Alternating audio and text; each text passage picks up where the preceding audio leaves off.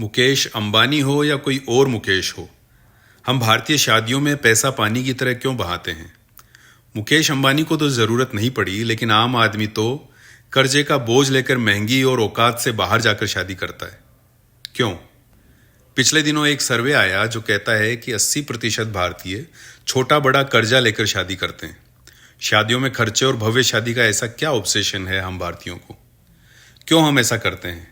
छोटा बड़ा हर व्यक्ति क्या दुनिया समाज को दिखाने के लिए ऐसा करता है? सैकड़ों हजारों लोगों को बुलाना और दुनिया भर के व्यंजन खिलाना, तब जबकि इनमें से ज्यादातर बाहर जाते हुए यही कहेंगे, सब्जी में नमक कुछ कम था, चावल ज्यादा पके हुए थे। क्यों? चलिए पता लगाते हैं। पिछले दिनों कोविड में कभी 400, कभी 200 और कभी 100 मेहमानों के बीच ही शादी करने के नियम लागू हुए। लोगों ने इस तरह शादियां की भी, यह भी कहा कि शादी ऐसे ही होनी चाहिए, अपनों के बीच। लेकिन क्या ऐसा कोविड के बाद भी जारी रहा? नहीं। कोविड की लहर के बाद नवंबर से दिसंबर 2021 में वेडिंग इंडस्ट्री ने करीब 3 लाख करोड़ का बिजनेस किया। तो बताइए कहां हम पीछे हटे? जैसे ही कोविड हटा, हमारा वही महंगी चमकीली शादी वाला शगल फिर शुरू हो गया। अब आपको मैं बताता हूं शादियों में खर्चे को लेकर हमारी सोच और मान्यताएं क्या हैं। एक सर्वे कंपनी इप्सोस ने पिछले दिनों लोगों से बात कर कुछ रुझान जाने। उसके अनुसार हर 10 में से 7 शहरी भारतीयों का मानना है कि हम शादियों पर बहुत अधिक खर्च करते हैं। ऐसा मानने वालों में 80% बड़े शहरों के लोग थे। दूसरी बात, 43% लोगों ने बड़ी शादियों को सही भी मान लिया, यानी इसमें कुछ गलत नहीं है ऐसा वे मानते हैं। उनका कहना था कि यह हमारी परंपरा है, इसमें गलत क्या है। 10 में से 2 व्यक्तियों ने ही कहा कि बड़े बजट की शादियां अनावश्यक हैं, उनसे बचा जा सकता है। जब 43% कह रहे थे कि शादी की धूमधाम हमारी परंपरा है, तो 29% ऐसे भी थे जिन्होंने कहा कि यह लोगों को अपना रुतबा और पैसा दिखाने का मौका मिलता है, शादी ऐसा एक प्रयोजन है। 12% ने कहा कि सामाजिक दबाव और अपेक्षाओं के कारण ऐसा किया जाता है। 11% लोग भव्य शादी को जीवन भर के लिए यादें संजोने का जरिया मानते थे।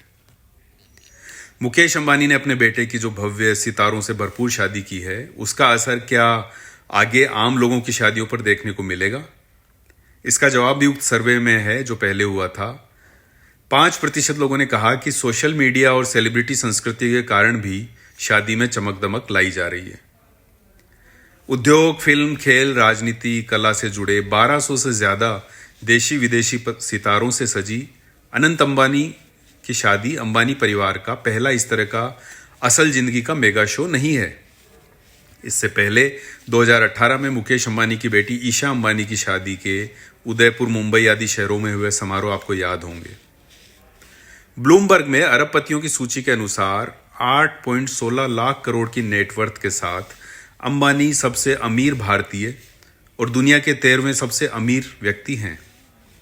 हाल ही में अंबानी ने डिज्नी के साथ अपनी मीडिया परिसंपत्तियों के विलय की घोषणा की है। जियो और डिज्नी का यह साथ दुनिया के एंटरटेनमेंट वर्ल्ड की बड़ी घटना होगी। जो भी हो, कहने का मतलब यही है कि मुकेश अंबानी अपने बेटे की शादी में बेतहाशा खर्च करना अफोर्ड कर सकते हैं।